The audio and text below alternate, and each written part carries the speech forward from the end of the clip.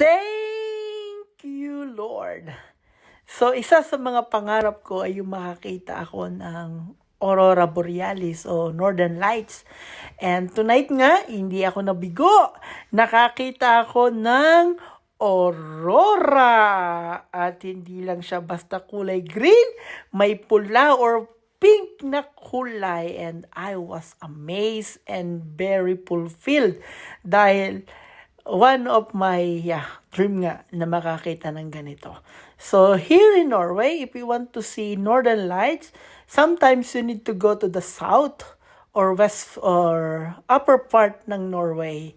But here in Oslo, yan, ngayong gabi, nagpakita ang aurora.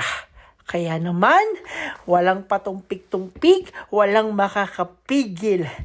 Yan, puro video, puro take ng video, puro take ng photo kasi it is a one-time experience na makakita ka ng ganitong bagay. So here in Norway, pinagpala talaga pagdating sa Northern Lights kasi laging nagpapakita kapag winter ang nagpapakita ang aurora. Kaya naman sa oras na ito, here hindi siya sa south part ng Norway.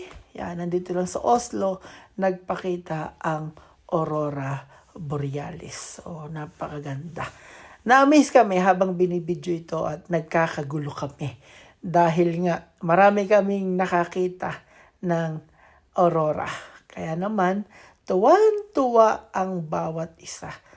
Kaya ako lalo na dahil talagang nakita ko si Aurora.